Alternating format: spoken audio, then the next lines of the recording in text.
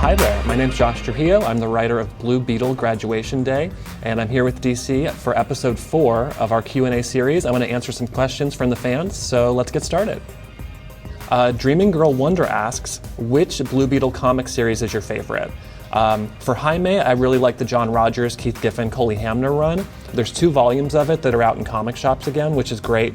It's the first series I ever followed from issue 1 all the way to its conclusion, and all those comics are at my mom's house. So they're just full of like humor and heart and big action, and you just feel like Jaime is the most important character in the universe. So that's kind of what I've always gravitated towards. Not to say anything, I'm a big fan of all the series, but that's the one in my heart.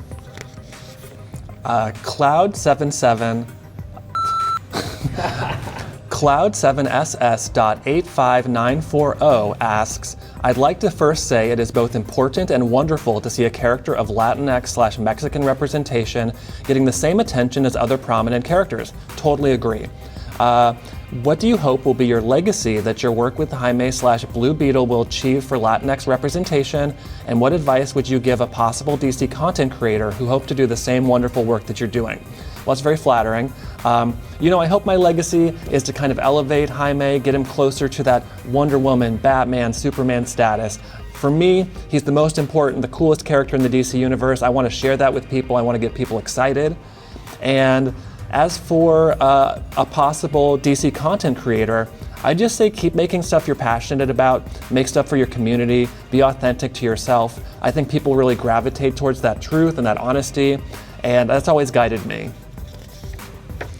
Arkham Assassin asks, if you could have Jaime go up against any established DC villain, who would it be and why?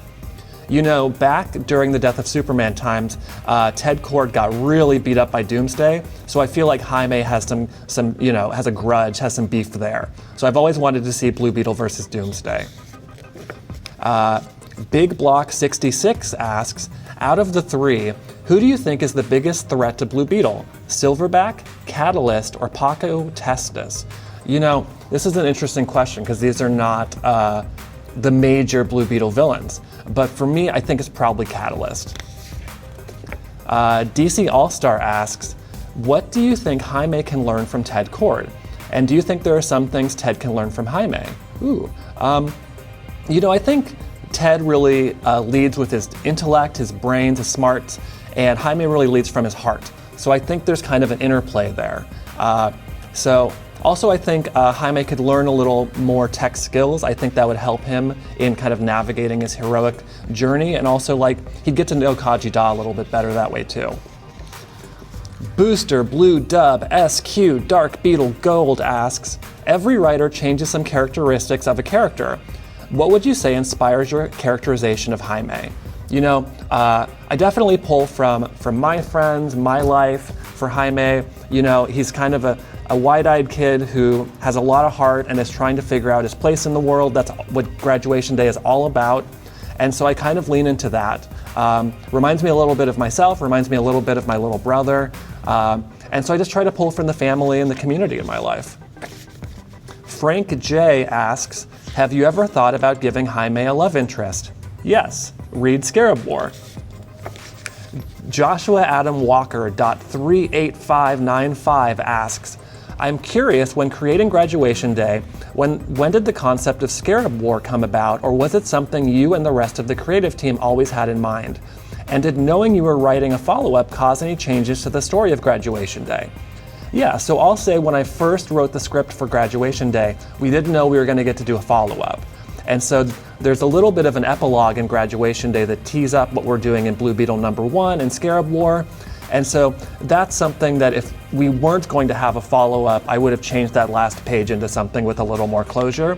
But I like that it's kind of a tease of what's to come. Felix Leiter asks, when you're working on a character that is not as well established for many DC fans, how do you balance exposition and story to make sure all readers know who the characters are and what is happening, but also moving the story along at a pace that keeps it compelling? I try to go by the rule of every comic is someone's first comic, so you do kind of put in a little more exposition. You try to explain that Jaime's attached to Khaji-Da, that his best friends are Paco and Brenda, that he's from El Paso but he lives in Palmera City. So there are a lot of things you kind of have to constantly refresh and remind the reader, but hopefully it doesn't get in the way of the story we're trying to tell. CK Comics asks, what is your favorite part about writing Blue Beetle?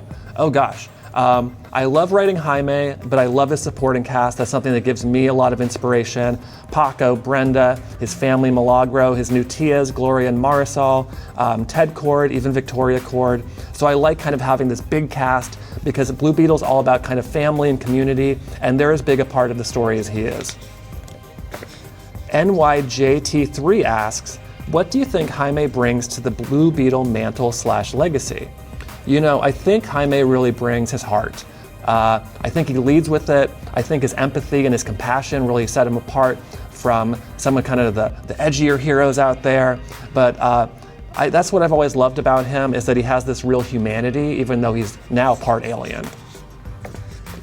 Nathan Umbrell.35313 asks, big Blue Beetle fan here. Me too. What were some of your sources of inspiration for graduation day? You know, like Jaime, after graduating high school, I didn't have all the answers, I didn't have a plan, but also I didn't have, a sci-fi magic scarab attached to myself. So I tried to pull in that kind of like, that aimlessness, that uncertainty, because Jaime has all the potential in the world. He has the most powerful artifact in the DC universe attached to him, but he doesn't know what to do with it yet. And so I think a lot of us who are just kind of coming into our own in adulthood are still kind of navigating that. Chaos Beetle Frontiers asks, looking forward to what Blue Beetle has in store for the rest of the year. Any favorite Blue Beetle villains besides the Reach? Okay, besides the Reach, I love Ladama. I love Maxwell Lord. I love some of Ted Korg's villains. I love the Madmen. You might see some of them popping up in Scarab War. And so, I love the expanded weird cast of characters, everyone from Silverback to Coyote, and hopefully we're going to see a lot more of it coming up.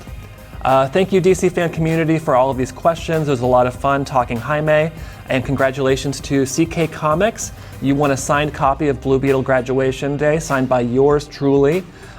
You can look forward to more Jaime adventures in September. Blue Beetle #1 kicks off our Scarab War storyline, and you can watch Blue Beetle in theaters this August.